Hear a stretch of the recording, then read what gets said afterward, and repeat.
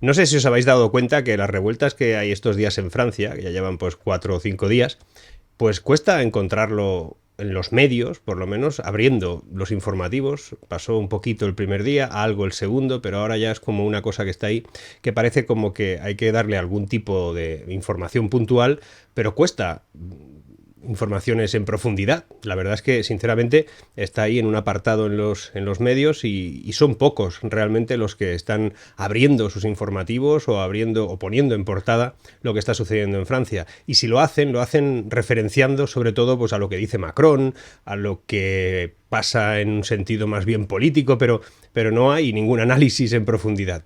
En base a eso, ayer me invitó Iker Jiménez a su directo en la Estirpe de los Libres y participé durante un rato y bueno, estuvimos comentando con algo más de profundidad seguramente dónde está el tema, dónde está el asunto. Os voy a dejar fragmentos en los que yo participé y dije un poquito pues mi opinión y algún fragmento más que, bueno, supongo que Iker me dejará ponerlo. Y también os incorporo en el vídeo de hoy pues la intervención que tuve el jueves pasado en un programa de televisión en el Cascabel, donde hubo una refriega con uno de los tertulianos que había allí con respecto a mi opinión del estado y la situación económica del país en el que vivo. Os dejo todo eso, nos vemos al final. Marc, te dejo comentar tu primera impresión y enseguida vamos con el profesor Fabio. A ver cómo lo hago. A ver cómo lo hago en este directo.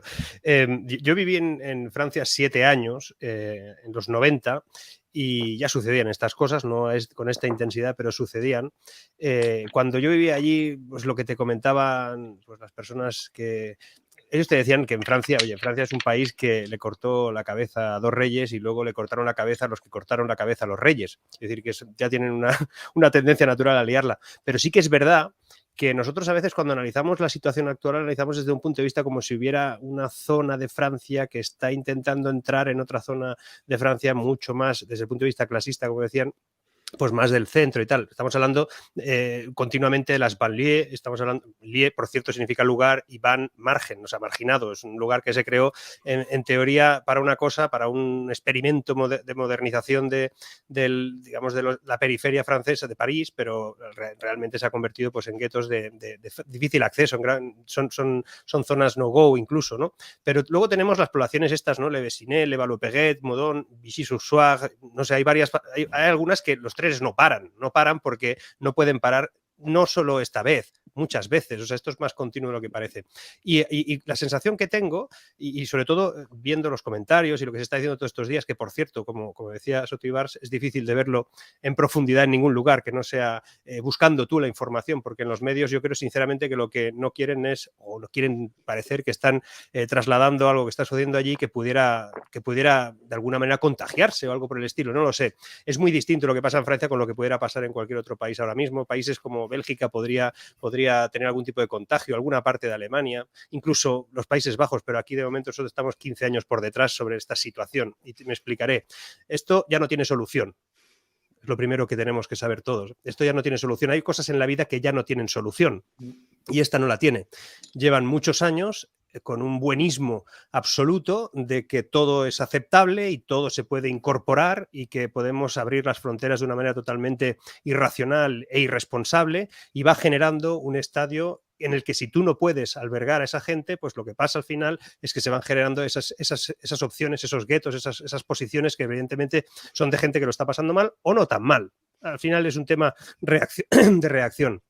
Pero ojo, viene un camión, estamos en medio de una carretera, tenemos los pies anclados al suelo, el camión viene y nos va a atropellar. No hay ninguna solución, ninguna. Lo único que puedes hacer es ponerte una posición o ponerte de otra, pero el camión te va a atropellar.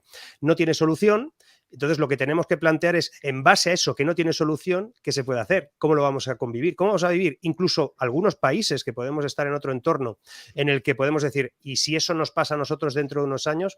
Hay cultura, hay formas, hay diferentes aspectos que no tienen por qué replicarse, pero tampoco la solución es, y no lo va a ser, en el caso de que ganase mañana Le Pen o cualquier partido de ultraderecha, no va a solucionar esto ya no se puede solucionar, son franceses, están ahí y no hay ninguna otra opción, pero es que franceses que no pertenecen a ningún tipo de grupo que provenga en su tercera generación anterior de algún país, es que hay franceses que son franceses de toda la vida y sus abuelos y sus tatarabuelos, y ellos también están ahí porque ahí sí que se contagia un modelo social de protesta. Seguramente hemos creado un mundo, y en Francia es un escenario para reflejarlo muy claramente. Hemos creado un mundo en el que todos son derechos, hay muy pocas obligaciones, e incluso cuando tú vas trasladando eso, lo que hay es una falta absoluta de sentido sobre la autoridad, sobre lo que significa. En Francia es verdad que ha habido 23 muertos por manos de la policía en los últimos tiempos. La gran mayoría han sido por situaciones muy parecidas a estas, por cierto, y también han sido con fallecimientos de personas que tenían en algún remoto origen de algún otro país. Pero sinceramente, este ha sido un ejemplo de que en cualquier momento te prende la mecha porque el camión está en marcha y viene hacia nosotros. Est-ce que vous pouvez lever le bras, ceux qui sont français, ceux qui ont la nationalité française? Tu as la nationalité française? On va lever la main. Qui se sent français? Donc les autres, non? Les autres, non? Si je comprends bien, vous avez tous la nationalité française. Hay cifras que se tienen que tener en cuenta. Y lo digo porque cuando se vincula pues Francia, por ejemplo, con España, o sea, en Francia el año pasado, 2022, se regularizaron 320.000 personas que venían de otros países, mayoritariamente del norte de África, en su gran mayoría, por lo menos en esta porción de 320.000. De irregulares se considera que entraron aproximadamente una cantidad similar. Es decir, en Francia entra muchísima gente en condición irregular. La comparación, por ejemplo, con España sería que en España entraron, se calcula el año pasado, unos 31.000 irregulares, que algunos llaman ilegales, pero en este caso serían no regularizados. Es decir, no es comparable ni tan siquiera proporcionalmente por habitantes ni nada por el estilo. Lo que pasa en Francia, por lo menos en la conciencia que yo tengo también de haber vivido allí, de ver la evolución que ha tenido desde los años 90 hasta ahora, es que independientemente de que alguien se sienta o no se sienta francés, que tenga los apellidos o no más franceses, que tenga esa condición de francés de la que comentabais ahora, hay un problema, y es que en gran medida, si no han sido integrados desde un momento determinado, porque en algún caso, y hay que aceptarlo también, por lo menos en un número importante, nunca tuvieron ese deseo de integración, vivieron en un entorno en el que ellos eran más o menos respetados, felices, y tenían una constancia de que su vida era adecuada. El incremento de ayudas y subvenciones y elementos que permiten a muchas personas en Francia, que es un país garantista en ese sentido al máximo nivel, también ha generado una sociedad ociosa en algunos lugares, con un escaso sentido por la prosperidad personal o el crecimiento o el progreso personal, en este caso, económico, de cualquier caso. Todo no es culpa de los franceses de siempre, ni todo no es culpa de que no se les deje estar en un entorno determinado o que sea una sociedad clasista. Pues lo son en muchos casos en otros lugares también, y no pasa lo mismo. Sinceramente, creo que la llegada masiva, de la manera que llega de forma irregular, que se integran en esos lugares y en esos lugares perciben una realidad que no les es afable o no es la que ellos esperan, lo único que hace es estimularlo aún más. Y repito, lo que vivimos en Francia es un camión que viene directamente hacia nosotros y que no tiene remedio, ni lo va a remediar Mélenchon, ni lo va a remediar Le Pen, ni lo va a remediar nadie, porque eso ya está allí y ahora hay que saber cómo se gestiona. En 2005 hubo unos disturbios en Francia por el asesinato no de un joven, sino de dos que escapaban de la policía en Clichy-sous-Bois. No sé si recordáis todo esto. Ocurrió en el 2005. Unos disturbios muy grandes. En aquel momento, en ningún momento se habló de la religión. Lamentablemente, todo esto ha ido degenerando. E incluso los informes que se encargaron gubernamentalmente, denunciaron una situación muy, muy clara. Y es que la religión no había influido en los disturbios. El problema era que el Islam era visto como el reto más grande del modelo secular de Francia en los últimos 100 años. Se decían que realmente los banlieues, que son guetos musulmanes, los banlieues, vamos a llamarlos por su nombre, los banlieues son guetos musulmanes, los banlieues no son semilleros de separatismo. Los suburbios están llenos de gente. Yo esto lo he vivido, lo he visto, no estoy hablando de algo que he leído, porque he vivido en Francia. Están llenos de gente desesperada, de musulmanes desesperados por integrarse en la sociedad francesa en su conjunto. Musulmanes que beben alcohol, que comen carne de cerdo, que no rezan. Yo he estado en mezquitas, he visitado mezquitas que incluso el viernes, el día de la oración, solamente habían ancianos. Sus hijos y sus nietos estaban en la calle, no iban a rezar. Conozco franceses que los padres les hablan en francés o les hablan en rifeño y ellos les hablan en árabe, en rifeño, perdón, y esa segunda o tercera generación les responde en francés. Pienso exactamente lo mismo. Lo primero, además de estar en absoluto desacuerdo con lo que ha dicho el profesor, tengo que matizar que en 2005 la policía no asesinó a absolutamente nadie. Eso ha quedado más que claro y más que acreditado. Y si empezamos a partir de premisas falsas, mal vamos. 2005 fueron los últimos disturbios donde se quemaron miles de coches y ardió media Francia. Digamos que fueron los últimos grandes disturbios de Francia. Pero por dar una visión realista de lo que está pasando ahora mismo, 62 comisarías asaltadas, 650 policías heridos, de los cuales hay 10 muy graves y 2 en estado crítico. Son 650 heridos graves. Vehículos calcinados hay unos 4.000. Bueno, comercios saqueados se cuentan por miles y los edificios vandalizados por cientos. Quiero hacer estas precisiones en números para que la gente empiece a entender un poquito la magnitud del evento. En 2010 se quemaban en Francia una media de 115 vehículos. En 2022 vamos por 200 vehículos de media quemados en Francia. Eso, números así, grosso modo. Habéis dicho antes que los seguros quieren dejar de prestar asistencia, como es lógico, entienden que estamos en un estado de excepción, en un estado de guerra y, como sabéis, en todas las pólizas de seguro las catástrofes naturales y los conflictos bélicos y derivados no se quieren cubrir. A este respecto debo decir que la crisis se ha creado por una crisis en el capitalismo. Esos inmigrantes españoles o inmigrantes italianos o inmigrantes de otras nacionalidades griegos de los que se están hablando llegaron a Francia durante la edad de oro del capitalismo, durante lo que se llama en francés las 30 glorieuses, los 30 años gloriosos. Una época de un boom económico en el cual no había paro, entonces no había necesidad, no existía una crisis social. El problema es cuando llegan los musulmanes y se desata esa crisis social. Y esa crisis social no se quiere culpabilizar realmente al responsable, que es el capitalismo. A quien se quiere culpabilizar es a la clase obrera. O sea, lo primero, crisis del capitalismo, ¿no? En todo caso sería crisis del socialismo, porque esta gente vive en gran medida, y muchos de ellos dejaron de invadir las calles, de quemar los coches en 2005, precisamente por esa crisis de lo que sería la subvención pública, porque se les amenazó a los padres de que dejarían de cobrar el Revenu sur la Dette Active, el RSA famoso, la prime d'activité, la prestación de personas adultas con discapacidad, se les dijo que se les quitaría la alocación de soutien familiar, que es la prestación de apoyo familiar, o la ayuda de pensión alimenticia no efectiva. Todo eso se les dijo que se les quitaría si no quitaban a sus hijos de las calles, y por eso se paró en un momento determinado. No fue ni policial.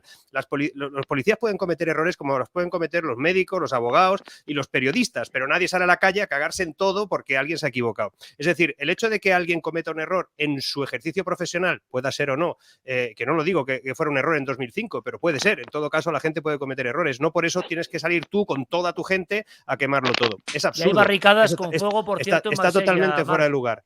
Estamos y aparte, ¿no? aparte en Marsella, una cosa, ojo, una cosa sobre Marsella, sí. Os digo una cosa sobre Marsella. Marsella es muy distinto, no solo por el porcentaje de personas que puedan estar y que puedan tener origen de otros lugares y tal, sino porque además está la mafia. Es decir, en Marsella hay un narcotráfico brutal que además tiene control sobre algunas zonas concretas de Marsella, lo conozco bien, y el hecho de que se encontrara una K-47 o un Kalashnikov ayer por ahí, pues tiene que ver con que hay gente un poquito más organizada y profesional del Juan, calvario Alejo, callejero. Contadnos. Pero hablaba de las redes sociales, precisamente. Estamos en la espera de conectar con Olmo. Ahora, ¿qué dijo Macron? Vamos a oírlo. Un tiers des interpellés de la dernière nuit sont des jeunes, parfois des très jeunes. C'est la responsabilité des parents de les garder au domicile. Enfin, les plateformes et les réseaux sociaux jouent un rôle considérable dans les mouvements des derniers jours. Nous avons vu sur plusieurs d'entre elles, Snapchat, TikTok et plusieurs autres, à la fois l'organisation de rassemblements violents se faire, mais une forme de mimétisme de la violence. Ce qui, chez les plus jeunes, conduit à une forme de sortie du réel. Et on a le sentiment parfois que certains d'entre eux vivent dans la rue les jeux vidéo qui les ont intoxiqués. Nous prendrons dans les prochaines heures, et nous avons commencé à l'organiser, plusieurs dispositions. D'abord, en lien avec ces plateformes, d'organiser le retrait des contenus les plus sensibles. Et donc, les services de l'État s'organiseront en lien avec ces plateformes pour pouvoir obtenir une réponse effective. Et j'attends de ces plateformes l'esprit de responsabilité. Don Marc Vidal, esto es muy curioso, ¿no? Las plataformas, más que el contenido de las imágenes que lo estamos viendo permanentemente y también con señal en vivo de lo que está pasando en Francia, la acusación de que las plataformas tienen que ser coherentes. No sé si por la radicalización que decía antes Alejo, o porque en el fondo las plataformas están poniendo una herramienta, como ahora en la estirpe de los libres, para que veamos imágenes que no han salido en los informativos a veces. ¿Qué opinas? Lo primero, que como se pongan a buscar las imágenes en Snapchat, no van a encontrar nada, porque ahí no hay nadie ya. O sea que tienen una percepción, tienen igual un poco retrasado. Esto hace 8 años igual sí.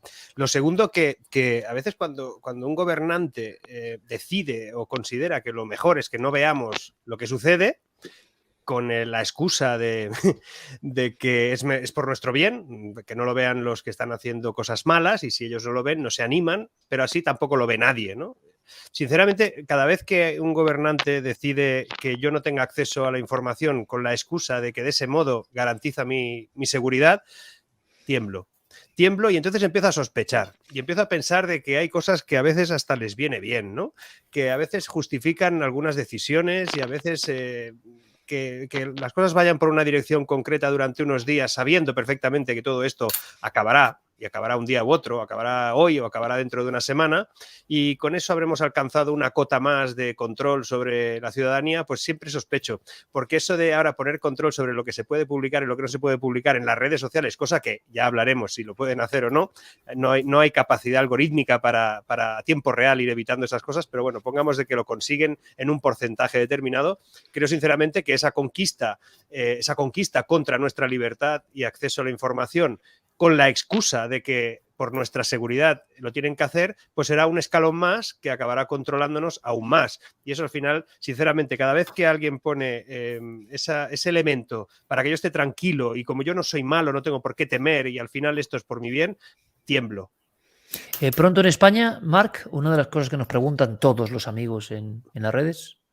¿Pronto en España qué? ¿Estos fenómenos? ¿Este follón en la calle? Sí. No. ¿Crees que en cuanto tengamos la misma proporción de sí, pero todavía no la tenemos y de hecho, o sea, es verdad que el ritmo de ingreso de inmigración irregular, bueno, este año ha bajado, el 2022 bajó con respecto al 21, pero volverá a recuperarse.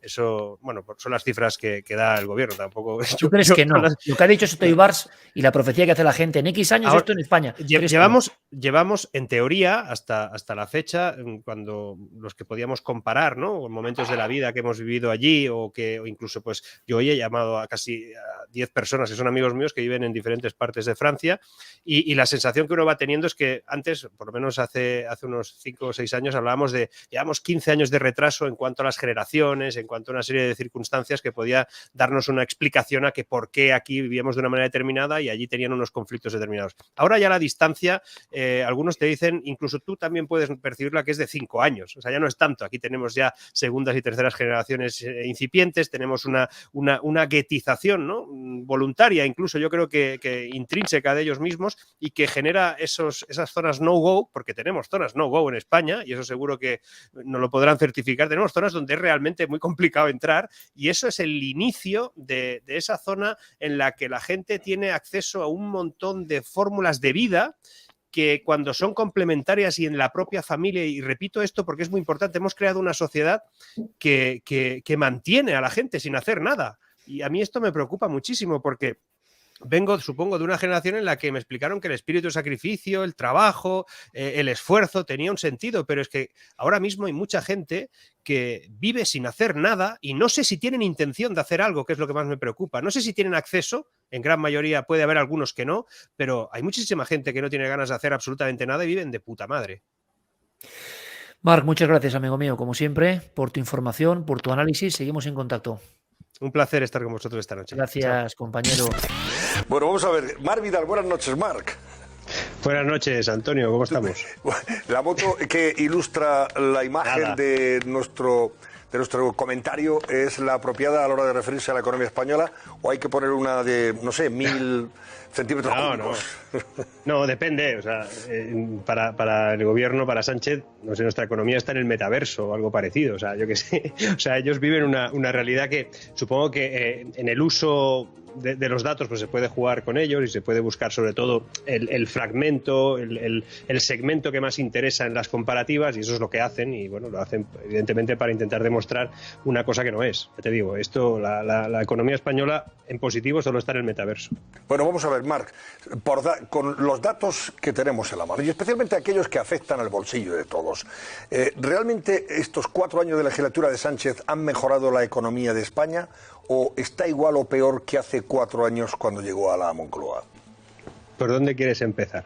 Donde usted quiera y por donde quiera. Porque lo primero es incluso esto del IPC. O sea, el IPC bueno, determina una serie de precios, una serie de elementos que están en una cesta, y en esa cesta, pues a partir de ahí se genera un cómputo que nos dice, pues han subido o han bajado con respecto a un momento puntual, como bien explicaba anteriormente, pues nos decían lo del efecto escalón, el efecto base, pero tenemos que tener en cuenta bastantes factores más que hacen que en estos momentos nuestro IPC parezca que incluso he leído por ahí que hasta bajaba muchísimo, ¿no? En realidad, pues el IPC sigue manteniendo un incremento, y ese incremento pues se produce por el efecto escalón, se produce también porque se cambiaron los criterios de análisis del Instituto Nacional de Estadística. Se cambió en enero. Fijaos que a partir de enero la cosa cambió de repente porque se empezó a realizar un cambio sustancial. Nosotros tenemos que medir las mismas cosas que se miden en Europa, y por eso tenemos el índice de precios armonizado, que se dice, ¿no? Pero podemos computarlo como nos dé la gana.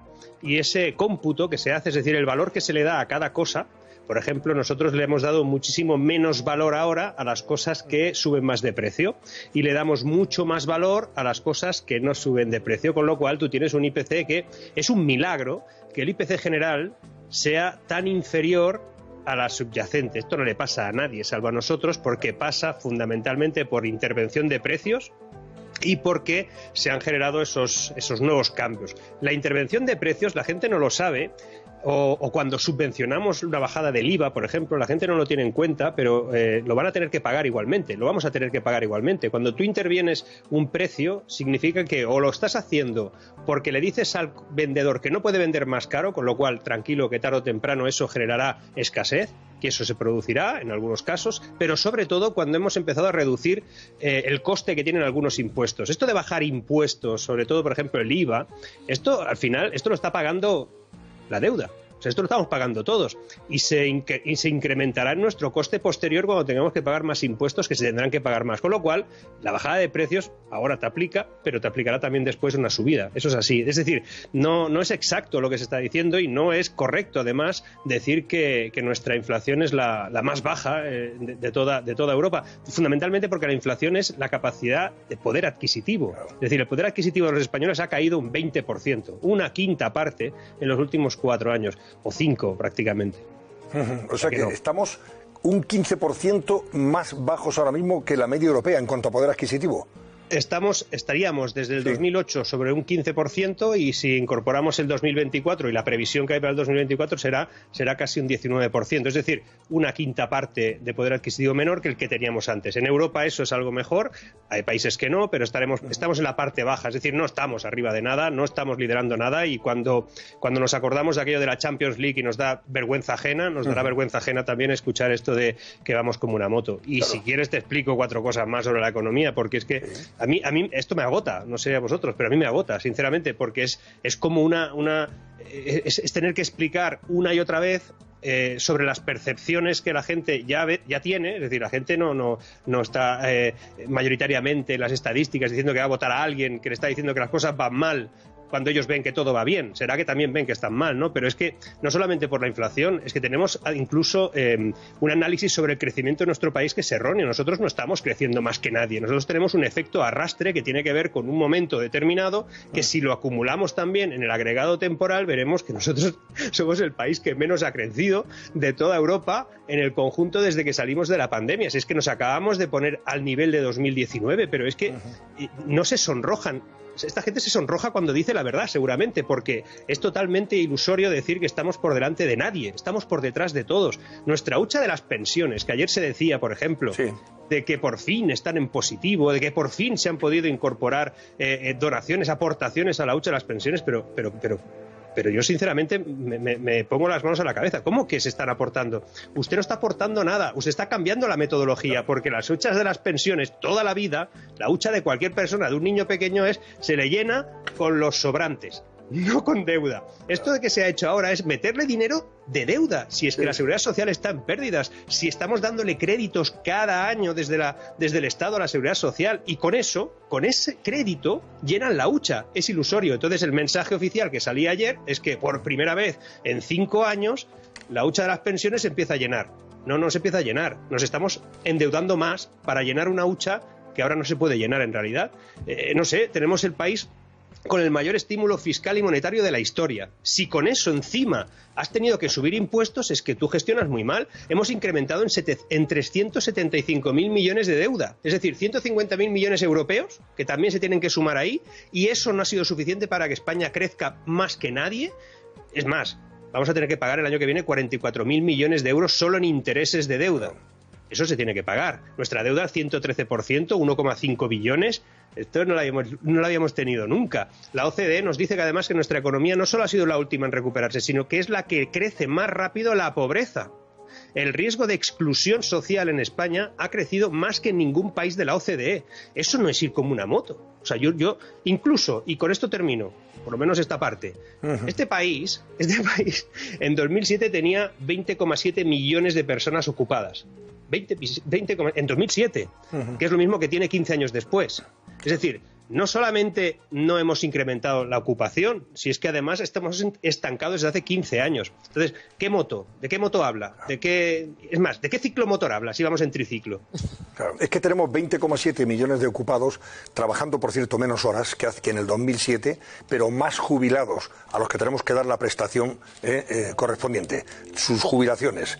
Pero es que tenemos un dato que hasta nos ha afeado, nos lo ha echado en cara otra vez Bruselas. Oiga, están ocultando 1 millón de parados en las estadísticas. Es que aquí lo cambian todo para modificar, o sea, para vender una ilusión que no se corresponde con la realidad. El Instituto Nacional de Estadística, nos dices tú antes, que cambia el método de gestión y de cómputo de los precios para ajustarlos a una versión buena, lógicamente, y optimista del gobierno. El tema del paro, lo mismo. Pero si tenemos menos parados porque han cambiado la estadística. La han modificado y además la maquillan. Y al final sale 1 millón de parados menos. Cambian la semántica. Esto, en el tema de esto de que Europa pues nos dice, oiga, ustedes no contabilizan esto correctamente, hay que ser justos. Es decir, lo que se habla ahí es de la holgura laboral, es decir, la cantidad de personas que están en infraempleo, que es más importante incluso que si son fijos discontinuos o no. Es decir, en España hay un montón de personas, muchísimas más de las que se contabilizan con el modelo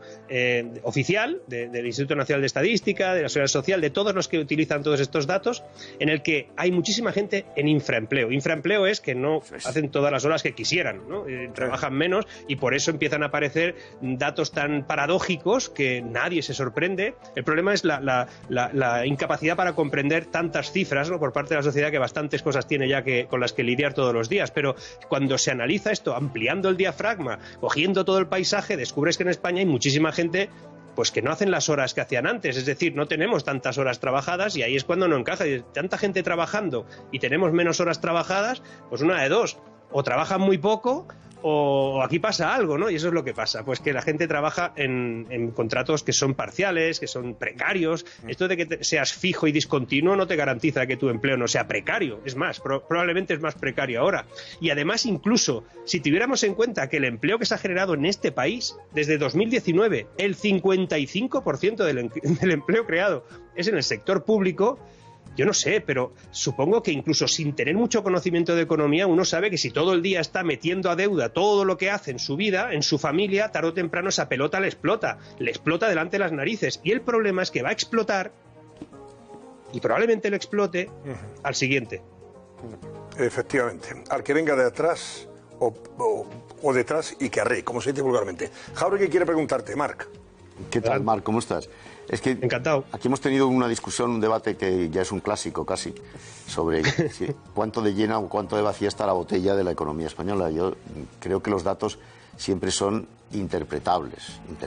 Yo creo que hay algún dato... No, quiero decir que, lejos de mi ánimo, desde luego, justificar la gestión del gobierno en materia económica, porque no es buena, eso es evidente, que no tengo ningún interés en justificarlo, pero tampoco tengo ningún ánimo de presentar unos perfiles demasiado catastrofistas sobre la economía española. Yo te oigo todos los días, Marc, sé que estás en posiciones de pesimismo, evidentemente, y bueno, me parece además, me parece muy yo no soy pesimista. Pero mira, Marc, Jauregui, pero yo soy empresario, o sea, yo no puedo ser pesimista. Yo me levanto cada mañana como una moto. Yo sí que me levanto como una moto, y me levanto analizando la realidad. Pues fíjate, lo que no puedo hacer es enfrentarme a ese mundo con ese espejismo que nos plantean todos los días, que no es real, porque yo lo sé, no es real. Déjame terminar la pregunta. Yo soy autónomo, así que fíjate tú.